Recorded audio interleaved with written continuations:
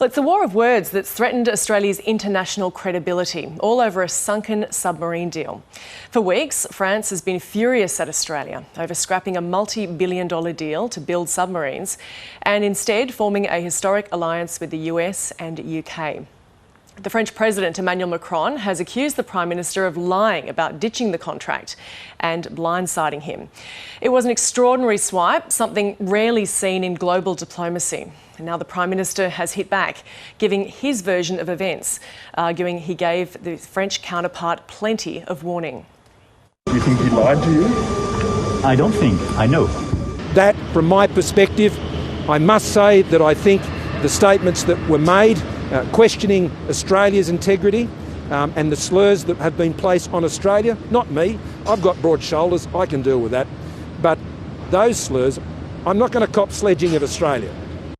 In April 2016, then Prime Minister Malcolm Turnbull announced a deal for France to build diesel-powered submarines for Australia.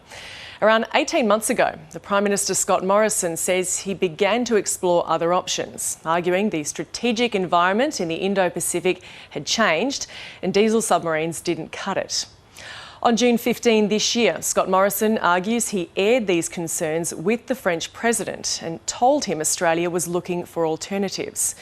And then 2 days before the AUKUS alliance was announced and the French sub-deal was scrapped, the Prime Minister says he tried to call Macron to tell him the decision.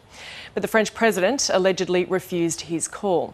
A leaked text reads, "Should I expect good or bad news for our joint submarines ambitions?" With no phone call when the deal was announced, the French President found out about the cancellation by text and letter. The Prime Minister has admitted he didn't tell Macron about the AUKUS alliance, arguing it was too confidential to disclose. Asked whether 2 days' notice was adequate to inform France of ditching the $90 billion contract, Scott Morrison was defiant. At the end of the day, Australia's national interest was going to determine our decision, and it did.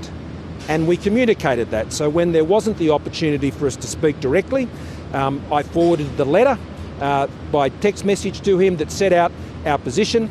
And as you know, since then, I've written to him personally, by hand, and sought to move the issue forward. I understand that he's very personally upset and he's made some personal remarks. I don't intend to do the same.